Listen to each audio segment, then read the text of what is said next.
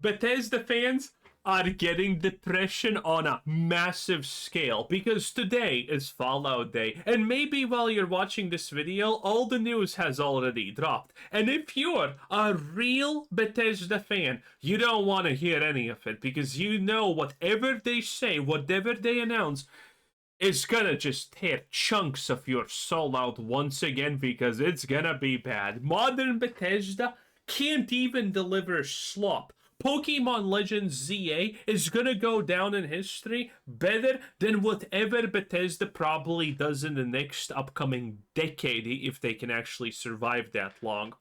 Legends has it, rumor has it, that we're gonna have another Fallout 4 update. Oh my god, I still have PTSD from the last Fallout 4 update that Bethesda did that ruined the game, made it stuttery, laggy, barely playable, and called it an upgrade. But rumor has they're gonna do another one, okay? It's bad enough that giving updates to Fallout 76 that no one cares about, but oh, man, it's gonna be bad. Whatever happens is gonna be bad.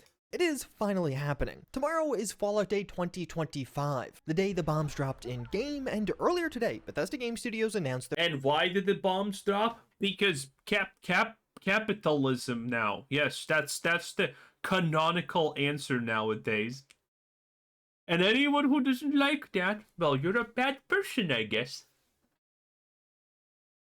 Oh my god. Again, I am completely black-pilled and completely, absolutely jaded on... It's not even a joke at this point. You know, 2 years ago when we started making fun of Bethesda and everything that they do, I mean, I had some hope that maybe something good happens, but at this point, I am completely black-pilled on this. Anything Bethesda attempts, anything Bethesda does, automatically is gonna just turn to some form of shit. I firmly have not even a single shred of my existence and being that believes that Bethesda will ever again in their history do anything that is even remotely not complete garbage. their plans for the Fallout Day stream. Kicking off at 1 p.m. Eastern, Bethesda's yearly opportunity to announce something new around this franchise. Are we finally getting that Fallout 3 remastered? Fallout Day is No, because they're completely allergic to money. Almost here. Tomorrow at 1 p.m? Listen, everyone knows that Fallout New Vegas Remaster would be the only thing that people really want. Above all the things that people want remastered, New Vegas is 100% up there. I did a poll, by the way, and I think like 1,000 or 2,000 people answered it, and Fallout New Vegas was leading 2-1 against everything else. And then it was in the firmly second position, Fallout 3, which actually had a lot of people supporting it. But Fallout New Vegas is the obvious non-autistic choice, which Todd Howard will never allow to happen. Eastern, join us for a special broadcast packed with Fallout 76 and Burning Springs updates. This will likely make up a big portion of the Fallout Day stream, but I wouldn't expect much new news here. Remember, by the way, how we talked about how lame death claws have become since Fallout 4? How unthreatening they are? How literally you don't care? And then we remembered how scary it was to actually see a deathclaw in Fallout 3 or New Vegas, because you know shit's hitting the fan, and hard, obviously. And now in Fallout 76, they are officially gonna become pets. Yeah. In Fallout 76, by the way, if you did you not see, in this place, they're literally pets. They're like beasts of burden or some garbage. Like, this might as well be a clown mask. Bethesda just held a Burning Springs event for media, and now the update is even in testing for the public test server. Burning Springs is the biggest map expansion yet for Fallout 76, and actually takes major influence from the Fallout TV show. If you love the Fallout TV show, there's several things here you're gonna really enjoy. But of course, the issue is we know all of that already. You can see my full breakdown in this video. I posted it several weeks ago. So tomorrow, they'll likely announce the release date of December 17th. The release date was actually shared at the media event. It's the same day is the Fallout Season 2 release, but for whatever reason, Bethesda hasn't publicly posted that date, so I have to imagine some kind of release date trailer will be at the event tomorrow. Although, we could get a bit more, with how closely— Here it is, the Petit Claw. all of this is aligned— by the way, it has things on its fingers because I with Season 2 of the Fallout TV show. The update even includes the ghoul, voiced by Walton Goggins, and several of the locations in this new— I watched the TV series, and the ghoul's voice in game does not sound like Walter Goggins' portrayal of the ghoul to me. Am I the only one? Because it really doesn't. map expansion or TV show Easter eggs are just styled around the TV show. So with all these close crossovers, maybe we could get another fun video from Walton Goggins for the stream. I definitely could see something like that being possible, or perhaps is a bit less likely, Walton Goggins for the stream. I definitely could see something like that. This is... like, what the hell is even this, by the way? Women try so hard to get their skin glistening like this, but they can't. Being possible, or perhaps is a bit less likely, another teaser trailer for the show. As of right now, we've really just gotten this— hell yeah, I can't wait for capitalism bad to be once again touted in my ears, because actually it's the end goal of capitalism to destroy the world. And again, this is now lore accurate. This is literally completely lore accurate now. Capitalism started the nuclear apocalypse in the Fallout universe because they wanted to maximize profits. If that sounds completely autistic to you, well, so to everyone else but the people who made this. Singular trailer, and with how much Fallout will be dominating social media tomorrow with all of these announcements, yeah, maybe the Fallout TV show wants to jump in as well. Although there's another date it might pop up, we'll talk more about that in a moment. Fallout Shelter's going to be here, yeah, that game is still kicking, believe it or not. But then what is really the biggest reveal on this list? Fallout 4 and Creations? I think it's pretty likely this is the big one during the stream as well, the largest reveal of it. Back in August, I leaked that Fallout 4 would be getting a— they're adding creations to a game that doesn't work. I mean, we knew that this is gonna happen.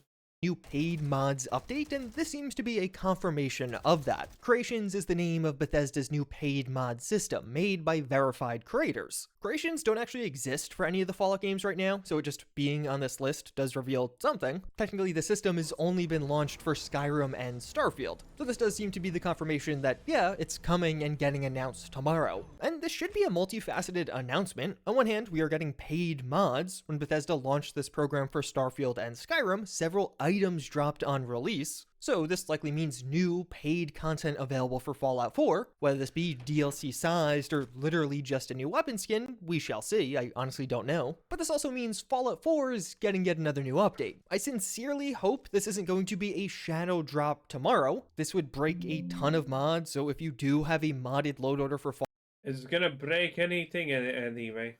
Fallout 4 right now, make sure you disable auto updates. Although to be honest, many of us on PC aren't even playing in the most recent version of the game anyway, so that's kind of a non-issue. As I would guess, the update will go live on Fallout 4's actual anniversary on November 10th in a couple of weeks. Fallout 4 has been broken since last year's next-gen update. Certain mods cause a stutter now, the mod menu in general has a ton of bugs and functionality issues, and just in general, there are several bugs added by the next-gen update that have never been removed. I have to imagine Bethesda will finally resolve these, but maybe a bit more? Could we— Yeah, Bethesda surely will finally resolve this after a literally year or however long it's been of not doing anything and pretending that it's fine.